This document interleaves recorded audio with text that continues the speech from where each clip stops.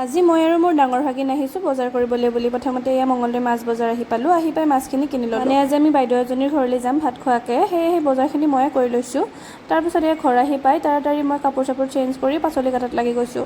যিহেতু অকণমান দেৰি হৈছিলে, মায়েও তেনেকৈ ভাতখিনি বনাবলৈ লাগি দিলে। গোটেইখিনি কাম হোৱাৰ পিছত কেঁচা আম দুটামান আছিলে, পকাও আছিল দুটামান, সেইখিনি কাটি চালাড বনাই ল'লোঁ। লৈ গোটেইকেইজনী আমি বহি খাই ল'লোঁ। আমখিনি খাই থাকোঁতে পাৰ্চেল এটাৰ ফোন আহিলে। ফোন আহোঁতে ধুনু আৰু মই ৰাস্তালৈ গ'লোঁ পাৰ্চেলটো আনিবলৈ বুলি। তাই ভাবিছিলে মাকৰ কিবা বেলেগ পাৰ্চেল আহিব, তো তাইৰ নিজৰটো দেখা পাই একদম খুচ হৈ গৈছে। দিনটো আৰু বাকী ভিডিঅ' কৰিব নহ'ল, এয়া মাহঁতৰ লগত ওলাই দিলোঁ ঘৰ আহিম বুলি। মই অলপ কাম আছিল কাৰণে মাহঁতক গাড়ীত উঠাই পঠাই দিলোঁ আৰু মই আহিলোঁ সৰু ভাগিনক লৈ মঙলদৈ টাউনলৈ। দুটামান সৰু সুৰা বজাৰ কৰিবলগীয়া আছিলে, তাইকে লৈ আহি কিনে বজাৰকেইটা কৰি ল'লোঁ। কৰি লৈ ব্লক চক আহি পাই কিনে এটিএমৰ পৰা পইচা ওলাই ল'লোঁ। আৰু ঘৰ আহি পাই দেখা পালোঁ দিনতে দুটামান পাৰ্চেল আহিছিলে, মায়ে ৰিচিভ কৰি থৈছিলে। একদম তেনেকৈ কাপোৰ চাপোৰ চেঞ্জ কৰি লৈ আনবক্সিং কৰাত লাগি গ'লোঁ।